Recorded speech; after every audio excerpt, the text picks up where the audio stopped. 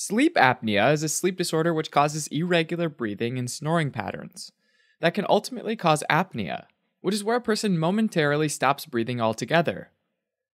The inability to get restful sleep can also lead to severe exhaustion.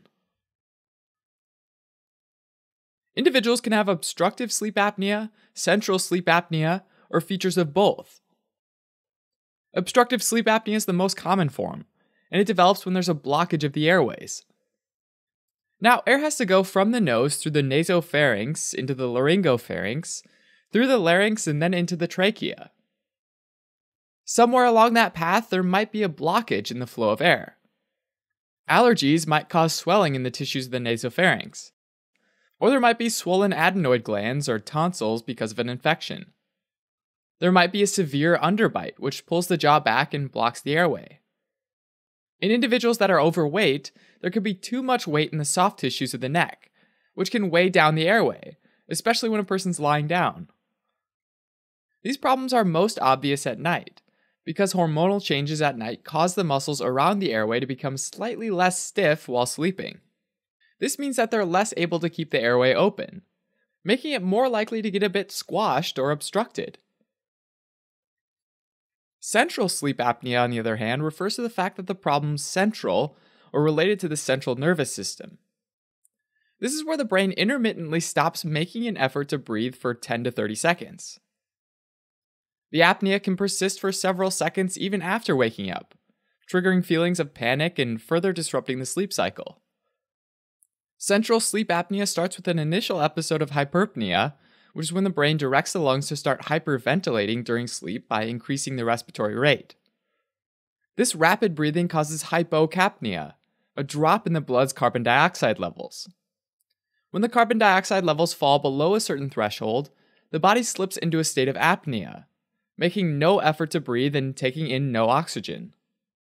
This causes the carbon dioxide levels to rise back to normal levels, and then, as the apnea persists, they keep rising to a point where it's called hypercapnia. The really high carbon dioxide levels triggers hyperpnea again, and the cycle starts all over. Essentially, the respiratory system is going rapidly back and forth between two states, first making no effort to breathe and then hyperventilating, with no in-between. The most common symptom of sleep apnea is severe sleep deprivation.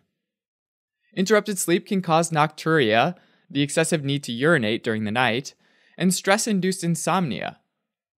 The effects are also apparent during the day, because the loss of restful sleep leads to difficulty concentrating, headaches, and fatigue.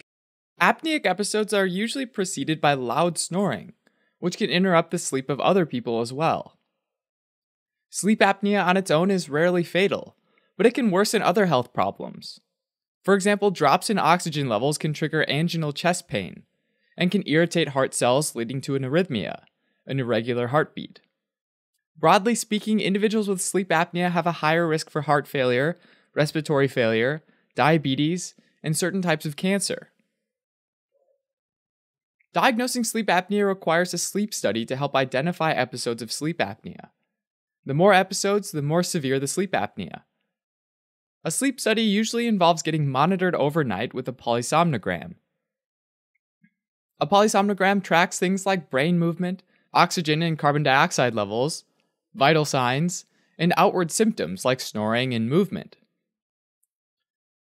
Treating sleep apnea starts with avoiding things like sleeping pills, alcohol, and other depressant medications because they can relax the throat muscles around the airways and make the airways more likely to collapse during sleep.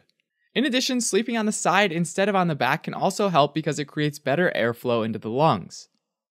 For severe sleep apnea, individuals can use a continuous positive airway pressure device, or CPAP device for short. This machine forces the airways open with a steady stream of pressurized air delivered through a plastic face mask or nasal prongs. Used properly, this is really effective, but it requires continuous use. Many people eventually stop using it, finding it annoying or difficult to wear, and so the problem persists. Some people with obstructive sleep apnea can benefit from custom-made oral mouthpieces that help improve airflow during sleep. Sometimes obstructive sleep apnea can be managed surgically, for example removing large adenoid tissue or realigning the jawbone. These procedures, though, can be complicated because the anesthesia and surgical swelling can both worsen sleep apnea in the short term. Alright, as a quick recap, sleep apnea can be due to physical obstruction of the airway or from a neurological malfunction initiated by imbalances in the blood's oxygen and carbon dioxide levels, which regulate breathing cycles. Left untreated, the condition can interact negatively with other underlying health conditions, leading to serious complications.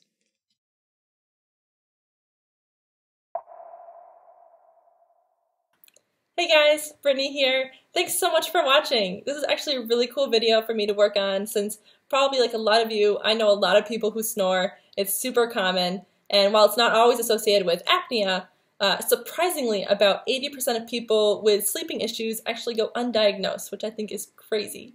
A couple special shout outs to Fergus for writing the script, Rishi for editing, and Tanner for the voiceover. I actually did the illustrating for this video. If you guys love our videos, be sure to tell your friends about us on social media or donate to us on Patreon. And if you're looking for more studying tools on this topic or other topics in our other videos, be sure to check us out at osmosis.org. You can find some pretty cool tools on there like quizzes and flashcards and that sort of thing. So check it out, and thanks again for watching. Bye.